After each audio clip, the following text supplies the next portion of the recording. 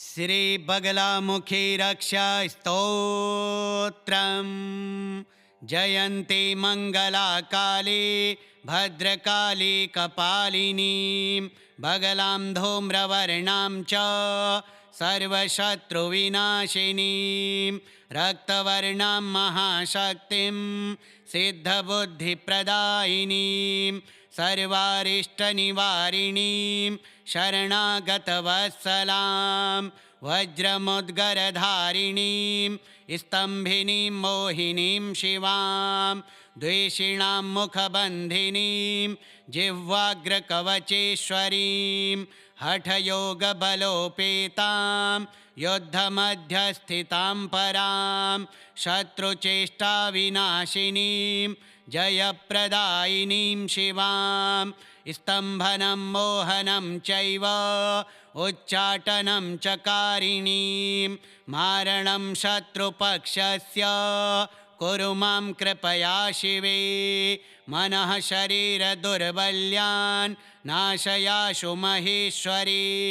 वाक्पथं मे सदा रक्ष तनु मे विजयप्रदे गृहबाधा विनाशाय वाणिज्यवृद्धये सदा मम जीवनरक्षणाय त्वं भव प्रियदर्शिनी राजद्वारे सभामध्ये युद्धभूमौ भयेषु च त्वं रक्ष त्वं च मां नित्यं सङ्कटान्मुक्तिदायिनी जपे पाठे स्मृतौ नित्यं हृदि त्वं सन्निवेश्य मां करोति सर्वकार्येषु सिद्धिं भक्तिवशं शिवे कष्टमूलं समुद्धृत्य रोगशोकं निवारिणीं त्वं मे कुलध्वजे रक्ष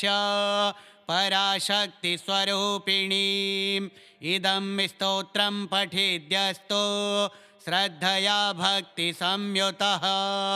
सिद्धिं लभेत सर्वत्र बगलायाः प्रसादतः। जयन्ती मंगला काली भद्रकाली कपालिनी बगलां धूम्रवर्णां च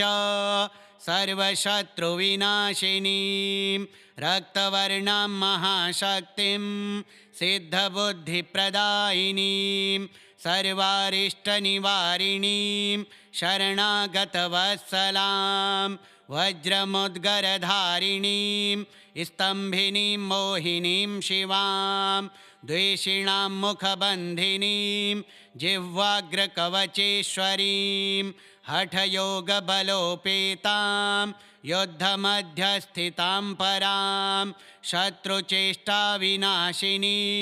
जयप्रदायिनीं शिवां स्तम्भनं मोहनं चैव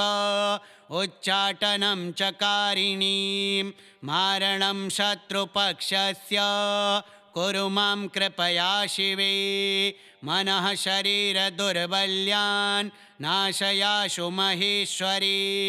वाक्पथं मे सदा रक्ष तनु मे विजयप्रदे गृहबाधा विनाशाय वाणिज्यवृद्धये सदा मम जीवनरक्षणाय त्वं भव प्रियदर्शिनी राजद्वारे सभामध्ये युद्धभूमौ भयेषु च त्वं रक्ष त्वं च मां नित्यं सङ्कटान्मुक्तिदायिनी जपे पाठे स्मृतौ नित्यं हृदि त्वं सन्निवेश्य मां करोति सर्वकार्येषु सिद्धिं भक्तिवशं शिवे कष्टमूलं समुद्धृत्य रोगशोकं निवारिणीं त्वं मे कुलध्वजे रक्ष पराशक्तिस्वरूपिणीम् इदं स्तोत्रं पठेद्यस्तो श्रद्धया भक्तिसंयुतः सिद्धिं लभेत सर्वत्र बगलायाः प्रसादतः। जयन्ती मंगला काली भद्रकाली कपालिनी बगलां धूम्रवर्णां च सर्वशत्रुविनाशिनीं रक्तवर्णां महाशक्तिं सिद्धबुद्धिप्रदायिनीं सर्वारिष्टनिवारिणीं शरणागतवत्सलां वज्रमुद्गरधारिणीं स्तम्भिनीं मोहिनीं शिवां द्वेषिणां मुखबन्धिनीं जिह्वाग्रकवचेश्वरीं हठयोगबलोपेतां युद्धमध्यस्थितां परां शत्रुचेष्टाविनाशिनीं जयप्रदायिनीं शिवां स्तम्भनं मोहनं चैव उच्चाटनं चकारिणीं मारणं शत्रुपक्षस्य कुरु मां कृपया शिवे मनः शरीरदुर्बल्यान् नाशयाशु महेश्वरी वाक्पथं मे सदा रक्ष तनु मे विजयप्रदे गृहबाधा विनाशाय वाणिज्यवृद्धये सदा मम जीवनरक्षणाय त्वं भव प्रियदर्शिनी राजद्वारे सभामध्ये युद्धभूमौ भयेषु च त्वं रक्ष त्वं च मां नित्यं सङ्कटान्मुक्तिदायिनी जपे पाठे स्मृतौ नित्यं हृदि त्वं सन्निवेश्य मां करोति सर्वकार्येषु सिद्धिं भक्तिवशं शिवे कष्टमूलं समुद्धृत्य रोगशोकं निवारिणीं त्वं मे कुलध्वजे रक्ष पराशक्तिस्वरूपिणीम् इदं स्तोत्रं पठेद्यस्तो श्रद्धया भक्तिसंयुतः सिद्धिं लभेत सर्वत्र बगलायाः प्रसादतः जयन्ती मङ्गलाकाली भद्रकाली कपालिनीं बगलां धूम्रवर्णां च सर्वशत्रुविनाशिनीं रक्तवर्णां महाशक्तिं सिद्धबुद्धिप्रदायिनीं सर्वारिष्टनिवारिणीं शरणागतवत्सलां वज्रमुद्गरधारिणीं स्तम्भिनीं मोहिनीं शिवां द्वेषिणां मुखबन्धिनीं जिह्वाग्रकवचेश्वरीं हठयोगबलोपेतां युद्धमध्यस्थितां परां शत्रुचेष्टाविनाशिनीं जयप्रदायिनीं शिवां स्तम्भनं मोहनं चैव उच्चाटनं चकारिणीं मारणं शत्रुपक्षस्य कुरु मां कृपया शिवे मनः शरीरदुर्बल्यान् नाशयाशु महेश्वरी वाक्पथं मे सदा रक्ष तनु मे विजयप्रदे गृहबाधा विनाशाय वाणिज्यवृद्धये सदा मम जीवनरक्षणाय त्वं भव प्रियदर्शिनी राजद्वारे सभामध्ये युद्धभूमौ भयेषु च त्वं रक्ष त्वं च मां नित्यं सङ्कटान्मुक्तिदायिनी जपे पाठे स्मृतौ नित्यं हृदि त्वं सन्निवेश्य मां करोति सर्वकार्येषु सिद्धिं भक्तिवशं शिवे कष्टमूलं समुद्धृत्य रोगशोकं निवारिणीं त्वं मे कुलध्वजे रक्ष पराशक्तिस्वरूपिणीम् इदं स्तोत्रं पठेद्यस्तो श्रद्धया भक्तिसंयुतः सिद्धिं लभेत सर्वत्र बगलायाः प्रसादतः जयन्ती मङ्गलाकाली भद्रकाली कपालिनीं बगलां धूम्रवर्णां च सर्वशत्रुविनाशिनीं रक्तवर्णां महाशक्तिं सिद्धबुद्धिप्रदायिनीं सर्वारिष्टनिवारिणीं शरणागतवत्सलां वज्रमुद्गरधारिणीं स्तम्भिनीं मोहिनीं शिवां द्वेषिणां मुखबन्धिनीं जिह्वाग्रकवचेश्वरीं हठयोगबलोपेतां युद्धमध्यस्थितां परां शत्रुचेष्टाविनाशिनीं जयप्रदायिनीं शिवां स्तम्भनं मोहनं चैव उच्चाटनं चकारिणीं मारणं शत्रुपक्षस्य कुरु मां कृपया शिवे मनः शरीरदुर्बल्यान् नाशयाशु महेश्वरी वाक्पथं मे सदा रक्ष तनु मे विजयप्रदे गृहबाधा विनाशाय वाणिज्यवृद्धये सदा मम जीवनरक्षणाय त्वं भव प्रियदर्शिनी राजद्वारे सभामध्ये युद्धभूमौ भयेषु च त्वं रक्ष त्वं च मां नित्यं सङ्कटान्मुक्तिदायिनी जपे पाठे स्मृतौ नित्यं हृदि त्वं सन्निवेश्य मां करोति सर्वकार्येषु सिद्धिं भक्तिवशं शिवे कष्टमूलं समुद्धृत्य रोगशोकं निवारिणीं त्वं मे कुलध्वजे रक्ष पराशक्तिस्वरूपिणीम् इदं स्तोत्रं पठेद्यस्तो श्रद्धया भक्तिसंयुतः सिद्धिं लभेत सर्वत्र बगलायाः प्रसादतः जयन्ती मङ्गलाकाली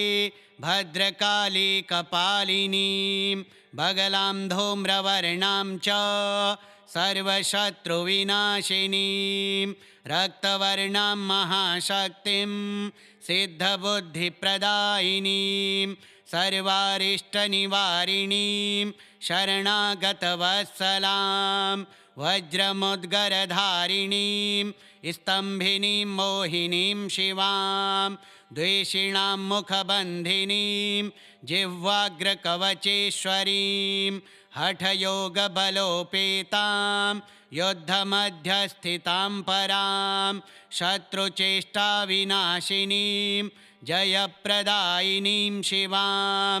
स्तम्भनं मोहनं चैव उच्चाटनं चकारिणीं मारणं शत्रुपक्षस्य कुरु मां कृपया शिवे मनः शरीरदुर्बल्यान् नाशयाशु महेश्वरी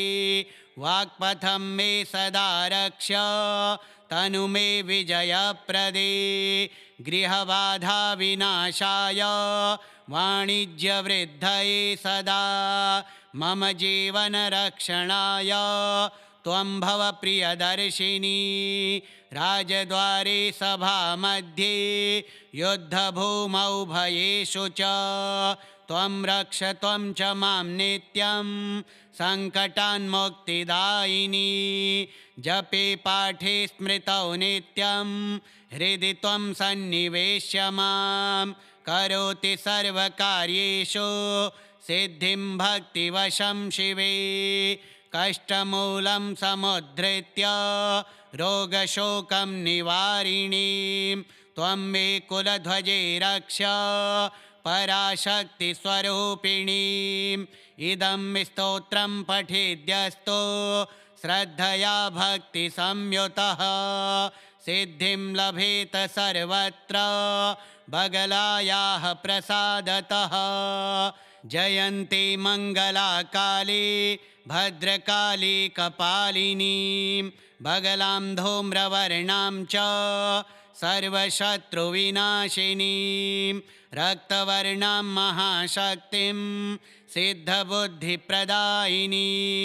सर्वारिष्टनिवारिणीं शरणागतवत्सलां वज्रमुद्गरधारिणीं स्तम्भिनीं मोहिनीं शिवां द्वेषिणां मुखबन्धिनीं जिह्वाग्रकवचेश्वरीं हठयोगबलोपेतां युद्धमध्यस्थितां परां शत्रुचेष्टाविनाशिनीं जयप्रदायिनीं शिवां स्तम्भनं मोहनं चैव उच्चाटनं चकारिणीं मारणं शत्रुपक्षस्य कुरु मां कृपया शिवे मनः शरीरदुर्बल्यान् नाशयाशु महेश्वरी वाक्पथं मे सदा रक्ष तनु मे विजयप्रदे गृहबाधा विनाशाय वाणिज्यवृद्धये सदा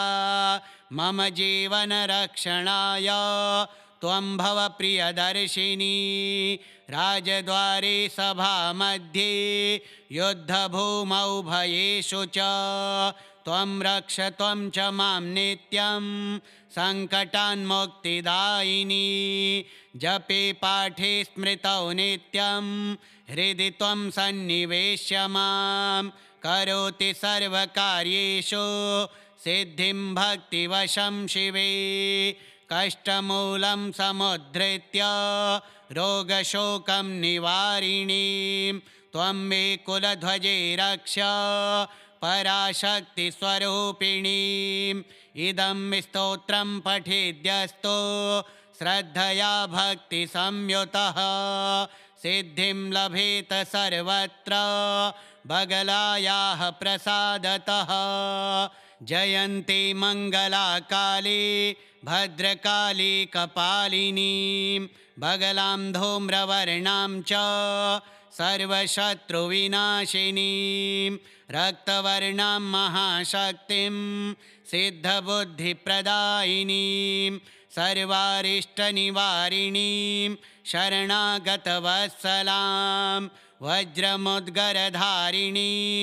स्तम्भिनीं मोहिनीं शिवां द्वेषिणां मुखबन्धिनीं जिह्वाग्रकवचेश्वरीं हठयोगबलोपेतां युद्धमध्यस्थितां परां शत्रुचेष्टाविनाशिनीं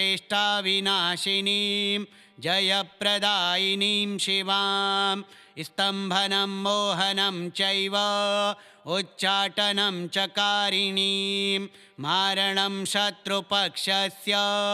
कुरु मां कृपया शिवे मनः शरीरदुर्बल्यान् नाशयाशु महेश्वरी वाक्पथं मे सदा रक्ष तनु मे विजयप्रदे गृहबाधा विनाशाय वाणिज्यवृद्धये सदा मम जीवनरक्षणाय त्वं भव प्रियदर्शिनी राजद्वारे सभामध्ये युद्धभूमौ भयेषु च त्वं रक्ष त्वं च मां नित्यं सङ्कटान्मुक्तिदायिनी जपे पाठे स्मृतौ नित्यं हृदि त्वं सन्निवेश्य मां करोति सर्वकार्येषु सिद्धिं भक्तिवशं शिवे कष्टमूलं समुद्धृत्य रोगशोकं निवारिणीं त्वं मे कुलध्वजे रक्ष पराशक्तिस्वरूपिणीम् इदं स्तोत्रं पठेद्यस्तो श्रद्धया भक्तिसंयुतः सिद्धिं लभेत सर्वत्र बगलायाः प्रसादतः जयन्ती मङ्गलाकाली भद्रकाली कपालिनीं बगलां धूम्रवर्णां च सर्वशत्रुविनाशिनीं रक्तवर्णां महाशक्तिं सिद्धबुद्धिप्रदायिनीं सर्वारिष्टनिवारिणीं शरणागतवत्सलां वज्रमुद्गरधारिणीं स्तम्भिनीं मोहिनीं शिवां द्वेषिणां मुखबन्धिनीं जिह्वाग्रकवचेश्वरीं हठयोगबलोपेतां युद्धमध्यस्थितां परां शत्रुचेष्टाविनाशिनीं जयप्रदायिनीं शिवां स्तम्भनं मोहनं चैव उच्चाटनं चकारिणीं मारणं शत्रुपक्षस्य कुरु मां कृपया शिवे मनः शरीरदुर्बल्यान् नाशयाशु महेश्वरी वाक्पथं मे सदा रक्ष तनु मे विजयप्रदे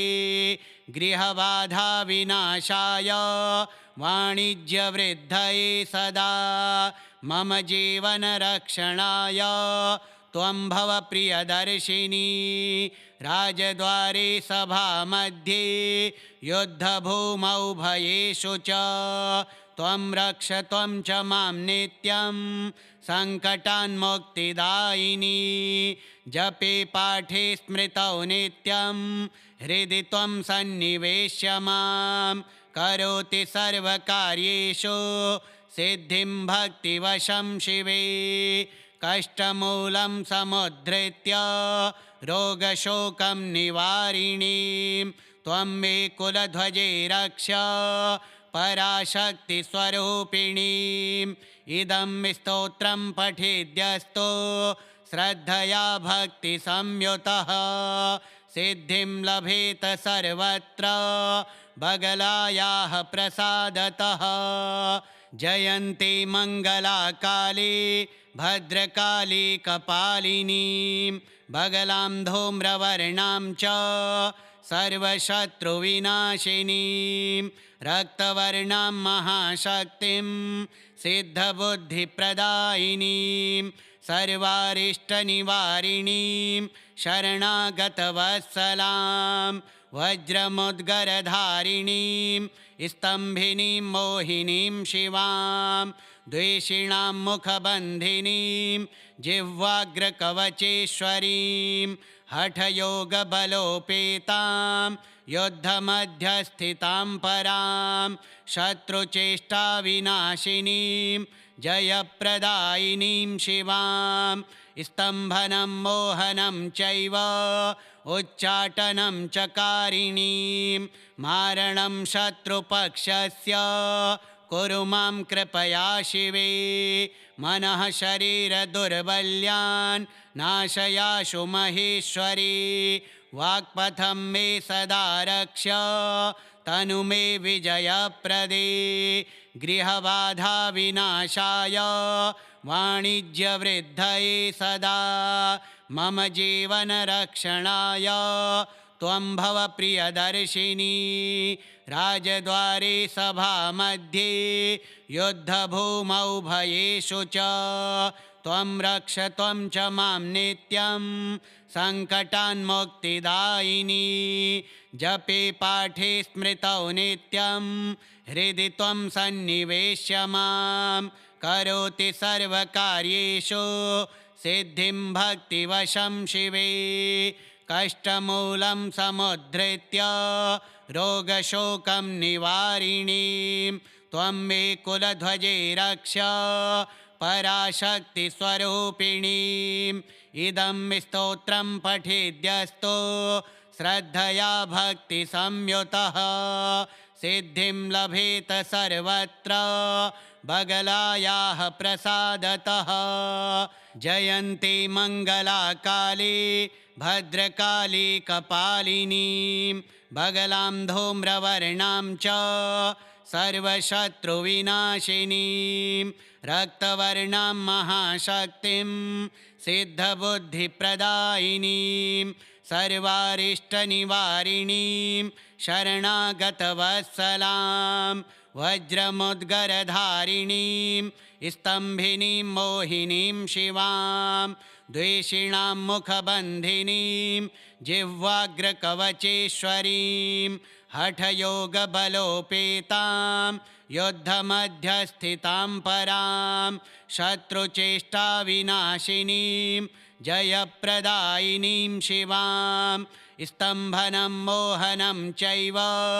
उच्चाटनं चकारिणीं मारणं शत्रुपक्षस्य कुरु मां कृपया शिवे मनः शरीरदुर्बल्यान् नाशयाशु महेश्वरी वाक्पथं मे सदा रक्ष तनु मे विजयप्रदे गृहबाधाविनाशाय वाणिज्यवृद्धये सदा मम जीवनरक्षणाय त्वं भव प्रियदर्शिनी राजद्वारे सभामध्ये युद्धभूमौ भयेषु च त्वं रक्ष त्वं च मां नित्यं सङ्कटान्मुक्तिदायिनी जपे पाठे स्मृतौ नित्यं हृदि त्वं सन्निवेश्य मां करोति सर्वकार्येषु सिद्धिं भक्तिवशं शिवे कष्टमूलं समुद्धृत्य रोगशोकं निवारिणीं त्वं मे कुलध्वजे रक्ष पराशक्तिस्वरूपिणीम् इदं स्तोत्रं पठेद्यस्तो श्रद्धया भक्तिसंयुतः सिद्धिं लभेत सर्वत्र बगलायाः प्रसादतः। श्रीबगलामुखी रक्षा स्तोत्रं श्रीबगलामुखी देव्यार्पणमस्तु।